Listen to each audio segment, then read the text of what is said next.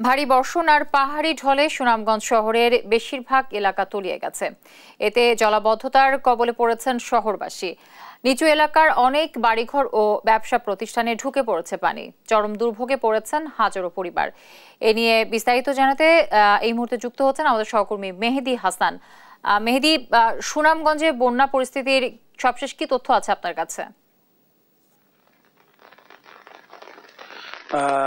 আপনি জানেন, আমরা এর আগেও জানিয়েছিলাম যে সুনামগঞ্জে সুরমা নদীর পানি কিছুটা কমেছে। তবে সুরমা নদীর পানি কমলে কিন্তু আসলে শেষ নয়, বন্যার পরিস্থিতি কিন্তু আজকেও অবনতি হচ্ছে। সুনামগঞ্জের হাওরগুলোতে পানি ব্যাপকভাবে বৃদ্ধি পাচ্ছে এবং আজকে সকাল থেকে কিন্তু ভারী বৃষ্টিপাত হচ্ছে, যেটি আসলে সুনামগঞ্জের মানুষের মনে আতঙ্ক বিরাজ করছে। এবং পানি উন্নয়ন বোর্ড জানিয়েছে যে আগামী 24 ঘন্টা ভারী থেকে অতি ভারী বৃষ্টিপাত হবে, যার ফলে স্বল্প মেয়াদী বন্যার পরিস্থিতি সৃষ্টি হতে পারে।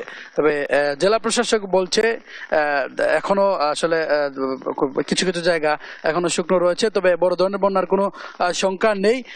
যদি বৃষ্টিপাত থেমে যায় তাহলে হয়তো এই পানিও নেমে যাবে। কিন্তু আসলে আমরা ইতিমধ্যে জেনেছি যে সুনামগঞ্জের যে সবকটি উপজেলা আছে, বিশেষ করে দোয়ারা, ছাতক, তাহিরপুর, বিশ্বম্বরপুর, সেগুলোর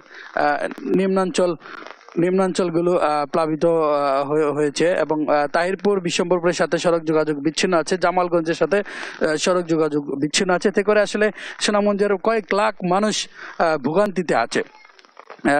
এবং আমরা কথা বলেছিলাম জেলা প্রশাসকের সাথে, তিনি আমাদেরকে বলেছেন যে তারা এখন পর্যন্ত সুনামগঞ্জে প্রায় 516টি আশ্রয় কেন্দ্র খুলে রাখা হয়েছে এবং মানুষকে যারা আসলে পানিবন্দী হয়েছেন তাদেরকে উদ্ধারের কার্যক্রম চলছে এবং তাদেরকে আশ্রয় কেন্দ্রে আসার জন্য তারা বারবার আহ্বান জানাচ্ছেন এবং তারা শুকনো খাবার প্রস্তুত রেখেছেন পর্যাপ্ত, বানবাসী সকল মানুষের মধ্যে বিতরণ করবেন বলে আমাদেরকে জানিয়েছেন। তবে পানি উন্নয়ন বোর্ড আমাদেরকে জানিয়েছে কিছুক্ষণ আগে সুনামগঞ্জের পানি কমেছে, নদীর পানি কমেছে, তবে হাওরের পানি বৃদ্ধি পাচ্ছে। যদি বৃষ্টিপাত না হয় তাহলে নদীর পানি আরো কমবে। তবে ভারতের চেরাপুঞ্জিতে যদি ব্যাপক বৃষ্টিপাত হয় তাহলে আবার নদীর পানি বৃদ্ধি পাবে। তো এই ছিল আমার কাছে সুনামগঞ্জ থেকে বন্যার সর্বশেষ তথ্য। আমাদের সহকর্মী মেহেদি হাসান যুক্ত হয়েছিলেন সুনামগঞ্জ থেকে।